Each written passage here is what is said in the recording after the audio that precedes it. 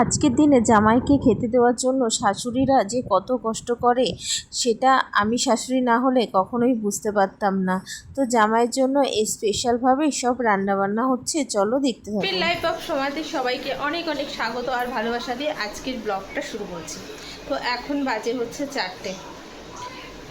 তো আজকে সকালবেলা খাওয়া দাওয়া রান্না বান্না মানে দুপুরের রান্না খাওয়া দাওয়া সব কমপ্লিট।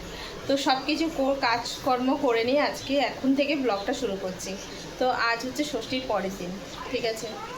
তো ষষ্ঠীর দিন তো জানোই যে ব্লগে দেখেছো যে আমি যাইনি বা মেয়েকেও নিয়ে মানে নিমন্ত্রণ করিনি, জামাইকে বলিনি বা আমিও বাবা বাড়িতে যাইনি, যেহেতু মায়ের শরীর খারাপ, ঠিক আছে, এর জন্য আর যাইনি।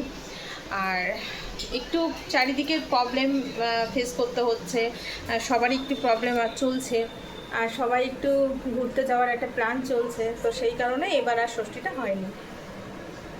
তো যাই হোক, কালকে অরূপকে আজকে আর কি নিমন্ত্রণ করেছি। তো আজকে হচ্ছে খাওয়া দাওয়া হবে ষষ্ঠী উপলক্ষে না, জাস্ট এমনি একটা খাওয়া দাওয়া হবে। এই ষষ্ঠী উপলক্ষেই বলতে পারো, কিন্তু ষষ্ঠীর মতন করে যেন ষষ্ঠীতে যেরকম রাজস্বিকভাবে খাওয়া দাওয়া হয় সেটা হবে না, কম বেশি হবে, ঠিক আছে।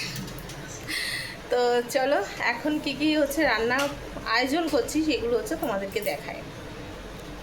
এখানে হচ্ছে আমি কাবলি ছোলা ভিজিয়ে দিয়েছি, দেখো ছোলাটা অনেকটাই হচ্ছে, যেহেতু থেকে গেলে পরের দিন সকালবেলা সবাই খেয়ে নেবে। এটা হচ্ছে তোমার রাতের আয়োজন হচ্ছে, ঠিক আছে। আর বাজার থেকে কি নিয়ে এসেছে, ছেলে গেছিলো বাজার করতে। তো এই দেখো আম, এই যে আম আনা হয়েছে, আর দই মিষ্টিটা ওটা পরে আনা হবে, ঠিক আছে। আর এই যে আলু, পেঁয়াজ, আদা, রসুন, তারপরে এখানে বাজারটা ঢেলেই দিই।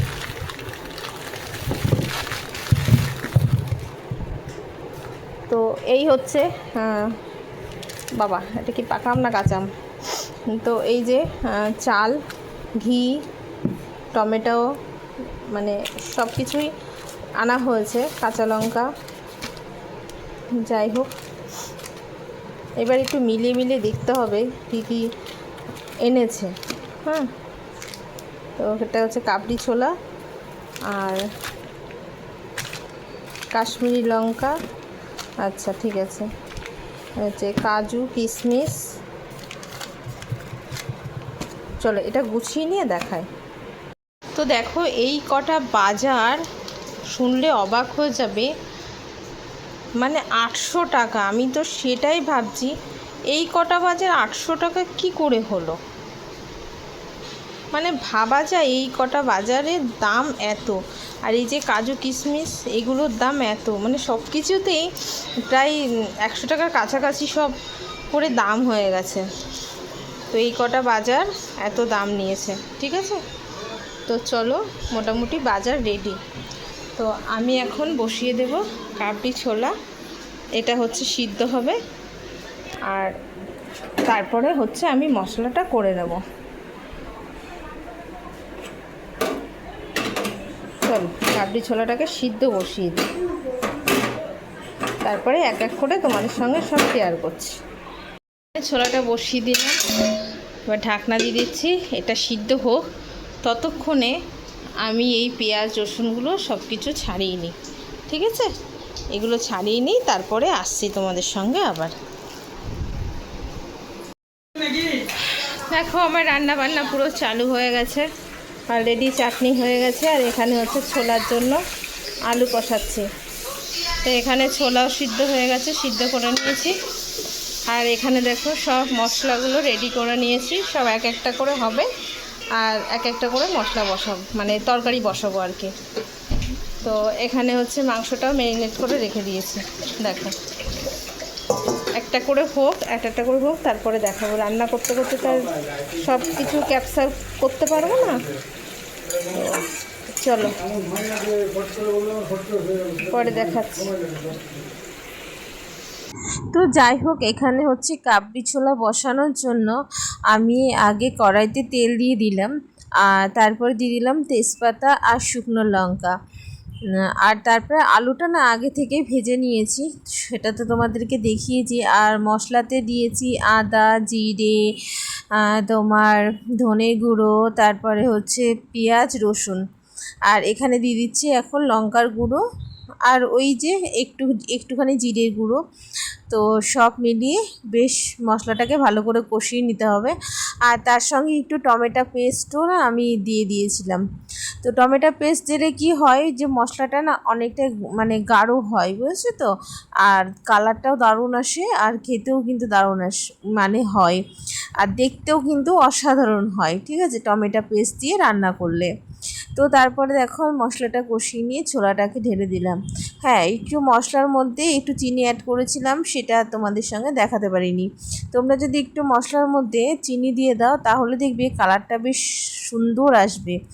তা দেখো কাবলি ছোলাটা রেডি। আর পনিরটা কেটেও কিন্তু আমি দিয়ে দিয়েছি, কারণ এখানে হচ্ছে তোমার পনির মশলা করছি, মানে কাবলি ছোলা দিয়ে আর কি পনির, যাই হোক যেটা নাম হয়। তারপরে এখানে হচ্ছে আমি চিকেনটাকে ম্যারিনেট করে রেখেছিলাম গোলমরিচ দিয়ে। আর তোমার হচ্ছে লবণ আর তোমার হলুদ দিয়ে ম্যারিনেট করে রেখেছি। তো এখন চিকেনটা আজকে একটু জাস্ট অন্যভাবে রান্না করব, বুঝছো তো। মানে এই চিকেনটা আমি একটা ইউটিউব চ্যানেল থেকে আমি দেখেছিলাম, দেখে আমার খুব ভালো লেগেছিল। তো এই চিকেনের নাম আমি কি দেব আমি নিজেই জানি না। আর যেখানে দেখেছিলাম সেই ভদ্র মহিলাও তিনিও কিছু নাম দেয়নি। তো আমার ওনার রান্নাটা খুব ভালো লেগেছিল, আর সেটার জন্য কিন্তু আমি এই রান্নাটা করছি। তো আজকে ফার্স্ট টাইম আমি হচ্ছে ট্রাই করব। তো এখানে আমার চানা মশলা হয়ে গেছে, চানা মশলাটা কিন্তু খেতে দারুণ হয়েছে, বুঝছো। তো যাই হোক, এখানে আমি কড়াইতে দিয়ে দিয়েছি প্রথমে তেজপাতা, শুকনো লঙ্কা, আর হচ্ছে দারচিনি, লবঙ্গ। তারপরে দিয়ে দিলাম হচ্ছে আদা বাটা, রসুন বাটা, তারপরে হচ্ছে টমেটো বাটা, তারপরে জিরে, লবণ, ধনের গুঁড়ো এক এক করে কিন্তু সব দিয়ে দিলাম। দিয়ে একটু কষিয়ে নিতে হবে ভালো করে। তারপরে দিয়ে দিলাম হলুদ, তারপরে হচ্ছে লবণ। তো যাই হোক, এখানে আমি এবার যে কাজু বাদাম আর হচ্ছে তোমার মগজ আমি বেটে রেখেছিলাম সেটাই হচ্ছে আমি দিয়ে দিলাম। বেশ এটা কিন্তু দিয়ে একটু কষিয়ে নিতে হবে মাংসটা। তারপরে হচ্ছে টক দই কিছুটা আমি ফাটিয়ে রেখেছিলাম মিক্সারে দিয়ে। আর তোমরা যদি টক দই এতে ইউজ করো তবে কিন্তু মিক্সারে দিয়ে ফাটিয়েই দেবে, কারণ তোমরা যদি ডাইরেক্ট ইউজ করো তাহলে কিন্তু ওটা কেটে যাবে আর দেখতে কিন্তু একদম বাজে লাগবে। তো তোমরা যদি আমার রান্নাটা যদি তোমাদের ভালো লাগে তাহলে অবশ্যই আমার মতন করে খেতে পারো, কিন্তু দারুণ টেস্ট হবে, এইটুকু আমি বলতে পারি। যাই হোক, চিকেনটা আগে আমি ছাকা তেলে একটু ভেজে নিয়েছি। তারপরে কিন্তু এই মশলাটার মধ্যে দিয়েই কিন্তু চিকেনটা হয়ে যাবে। চিকেনে আলাদা করে কোনো জল কিন্তু আমি অ্যাড করব না, শুধু মাংসটা রান্না হচ্ছে কাজু বাদাম আর কি তোমার দইয়ের উপরে। তারপরে এই যে আগে যে ম্যারিনেট করে রেখেছিলাম যে গামলাটার মধ্যে, সেই জলটুকুই কিন্তু একটু দিয়ে ঢেকে দিলাম। তারপরে হচ্ছে চলো এখানে বসিয়ে দিচ্ছি আমি হচ্ছে পোলাও। তো আমি বানাতে চলেছি বাসন্তী পোলাও। আর বাসন্তী পোলাওয়ের জন্য আমি নিয়ে নিচ্ছি তেজপাতা আর হচ্ছে এলাচ আর দারচিনি। তো আমি কিছুটা ঘি দিয়ে দিয়েছি, আর ঘির মধ্যে দিয়ে দিলাম। দিয়ে এটা ভালো করে একটু নাড়াচাড়া করে একটু বেশ লাল লাল করে নিতে হবে। তারপরে দুটো কাঁচা লঙ্কা আর আদা বাটা হচ্ছে দিয়ে ভালো করে একটুখানি কষিয়ে নিতে হবে, ঠিক আছে। তো তার আগে যেটা আমি করেছি যে চালটাকে ভালো করে ধুয়ে নিয়ে আর সেটার সঙ্গে হচ্ছে তোমার ঘি আর লবণ আর হলুদ দিয়ে ভালো করে মাখিয়ে রেখেছি। আর এখানে দিয়ে দিচ্ছি তোমার কাজু বাদাম আর কিশমিশ। এটাও একটু লাল লাল করে ভেজে নিতে হবে, মানে একেবারে যেন পুড়ে না যায় সেরকম করে ভেজে নিতে হবে। দেখেছো, আমি তোমাদেরকে আজকে রান্নাও শিখিয়ে দিচ্ছি। আজকের ব্লগটা যদি তোমরা দেখে থাকো তাহলে এই রান্নাটা অবশ্যই করে খেয়ে দেখো। আজকে রান্নাটা মানে এই পোলাওটাও কিন্তু খুব দারুণ হবে। আর পোলাওতে একটু ঘিটা বেশি দিতে হয়, একটু ঘি বেশি দিলে কিন্তু পোলাওর বেশ টেস্টটা কিন্তু দারুণ আসে। তো আগেও আমি এরকম পোলাও বানিয়েছি, তো সেই পোলাও থেকে আজকে পোলাওটা কিন্তু সত্যিই খুব ভালো হয়েছে। তো আমি এখানে 500 গ্রাম চাল নিয়েছি। তো চালের সঙ্গে মানে 500 গ্রাম চালের সঙ্গে তোমার 1.5 লিটার মতন জল লাগবে, ঠিক আছে। তো এখানে আমি 1.5 লিটার জল অ্যাড করে দেবো। তো যাই হোক, আজকে রান্নাবান্না কেমন লাগলো অবশ্যই কিন্তু তোমরা কমেন্ট করে জানাতে ভুলো না। আর ষষ্ঠীর দিন তো সবাই তোমরা অনেকেই রান্না করেছো ভালো, জানি। আমি শুধু একা রান্না করতে পারি না, সবাই অনেকেই ভালো ভালো রান্না করতে পারে। তো যাই হোক, এখানে হচ্ছে আমি আবার এটা ঢাকনা খুলে দেখছি, দেখো এটা কিন্তু অনেক সিদ্ধ হয়ে গেছে আর প্রায় হয়ে এসছে। তো তেল কিন্তু অলরেডি ছেড়ে দিয়েছে। আর এটা কিন্তু একদমই গামাখা, মানে গামাখা বলতে একটু গ্রেভি থাকবে, আর গ্রেভি না থাকলে তো মানে ভালো লাগবে না না। আর এটা যখন তেলটা উঠে যাবে তখনই কিন্তু এটা পুরো কমপ্লিট হয়ে যাবে। তোমরা চাইলে কিন্তু এটাও একবার টেস্ট করে বানিয়ে দেখতে পারো। তা এখানে হচ্ছে কচুরি মেথি আর কি, সেটা আমি একটু অফ ক্যামেরাতে একটুখানি ফ্রাই করে নিয়েছিলাম, আর সেটাই হচ্ছে হাতে পেস্ট করে দিয়ে দিচ্ছি। এটা দিলে কিন্তু আলাদা একটা টেস্ট বা আলাদা একটা সুগন্ধ আসে। তো রান্না করে কিন্তু সবাই খেয়েছে আর সবাই কিন্তু অনেক প্রশংসা পেয়েছি। যাই হোক, তারপরে এখানে পোলাওতে দিয়ে দিলাম চিনি। আর যে যেরকম চিনি তোমরা খেতে পছন্দ করো তোমরা কিন্তু সেইভাবে দিতে পারো আর কি। তো আজকে কিন্তু ব্লগের সঙ্গে সঙ্গে আমি তোমাদের রান্নাটাও অনেকবার শিখিয়ে দিলাম, আগেও বললাম। তোমরা চাইলে কিন্তু এইভাবে খেতে পারো। তো আমি আর কি এইভাবে বানিয়ে নিচ্ছি। আর একটু ভয় ভয় লাগছিলো জানো, যে পোলাওটা কি ঘেটে যাবে নাকি বেশি সিদ্ধ হয়ে যাবে, এরকম একটু ভয় ভয় লাগছিলো। যাই হোক, কিন্তু পারফেক্ট হয়েছে। পরে যখন ঠান্ডা হয়ে গেছে একদম পারফেক্ট হয়ে গেছে। তারপরে হচ্ছে এখানে ময়দা মেখে নিয়েছি, আর এখানে হচ্ছে বানাবো এখন লুচি। তো আমার মোটামুটি অনেকগুলো আয়োজন হয়েছে রান্নার। আজ এটা যদি দিনের বেলা হতো তা পুরোটাই একবারে উঠে যেত জানো তো। যেহেতু এটা রাতের বেলা আমি বানিয়েছি, তার জন্য রাতের বেলা কিন্তু সবাই সেরকম কিছু খেতে পারিনি। আর তার জন্য কিন্তু আমি অল্প অল্প বানিয়েছি, কারণ আমরা খাবো হচ্ছে 4 জন, আর 4 জনের জন্য মতন করেই বানিয়েছি। তো এখানে আমি লুচিগুলো এক এক করে ভেজে নিচ্ছি, ঠিক আছে। 500 ময়দার মতো আমি লুচি এখানে করে নিচ্ছি। তো চলো, ফাইনালি আমার রান্নাবান্না কমপ্লিট। আর দেখো চিকেনের কালারটা দারুণ এসছে, দারুণ। আর এখানে আমি আমের চাটনি বানিয়েছিলাম, সেটা তোমাদেরকে দেখানো হয়নি। এখানে হচ্ছে পনির বাটার মশলা, আর না পনির বাটার, ঠিক আছে, সব ভুলভাল হয়ে যাচ্ছে। তো এখানে হচ্ছে পোলাও আর লুচি, আর এখানে হচ্ছে দই আর মিষ্টি, তারপরে হচ্ছে রসমালাই। তো অরূপ নিয়ে এসেছিলো দই আর মিষ্টি, ঠিক আছে, আর আমরা রসমালাই নিয়ে এসেছিলাম। তো সব মিলিয়ে কিন্তু একদম জমিয়ে খাওয়া দাওয়া হলো। ষষ্ঠীর দিনে বেশ ভালোই, ষষ্ঠীর দিনে যেহেতু আমরা আনন্দ করতে পারিনি, আর যেহেতু এবার নেমন্ত্রণ করিনি ষষ্ঠীতে অরূপকে, আর শুধু বলেছি যে একটু খাওয়া দাওয়া হবে, তো তোমরা আসো, এসে হচ্ছে রাত্রেবেলা একটু খাওয়া দাওয়া করবো। আর ষষ্ঠীর দিন হচ্ছে আমার হাজব্যান্ডও ছিল না, এর জন্য গত বছর হচ্ছে মায়ের ওখানে ছিলাম, তখন তো ষষ্ঠী পালন করা হয়েছিল, কিন্তু এবছর আর মায়ের ওখানে যাইনি। মা নিমন্ত্রণও করেছিল, কিন্তু মায়ের ওখানে আর যাওয়া হয়নি, বুঝেছো।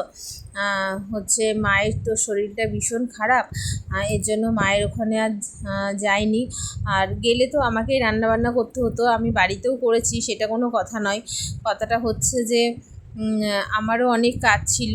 আর ওই যে আগেই তো বললাম যে সবার একটু ঘুরতে যাওয়ার প্ল্যান আছে, এর জন্যই কিন্তু আর যাওয়া হয়নি। তো যাই হোক, ছেলে আর মেয়েকে খেতে দিয়ে দিয়েছি, তোমাদের দাদা তার আগেই খেয়ে নিয়েছে।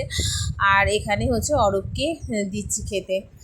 তা অরূপকে সুন্দর করে যতটা পারি সুন্দর করে গুছিয়ে খেতে দিয়েছি। আর ও খাবার দেখে তো বলছে যে আমি এতটা খেতে পারবো না, তুলে নাওয়াচ্ছি, না না তুমি খাও, খেতে পারবে। তো যাই হোক, শেষ পর্যন্ত অরূপও এতটা আর খেতে পারিনি, ও হচ্ছে খাবারটাকে নষ্ট করেছে। তো চলো, এখন বাজে 11টা, সবার খাওয়া দাওয়া হয়ে গেছে, আমি এখনও খাইনি, জাস্ট স্নান করে আসলাম। বিরাট কষ্ট হয়ে গেছে, খেতে ইচ্ছা করছে না, খিদে তো হালকা লাগছে, কিন্তু এইসব কিছু খেতে ইচ্ছা করছে না। চলো এখন একটু দই আর মুড়ি দিয়ে খাই, এত কিছু রান্না করে এখন এইসব খাবো। একটু এসির মধ্যে ঢুকে এখন ভালো লাগছে। দই নিয়েছি আর মুড়ি নিয়েছি আর একটু মিষ্টি নিয়েছি। চলো এসিতে বসে বসে খাই। বাবা শোন, যার সময় দরজাটা দিয়ে যেত।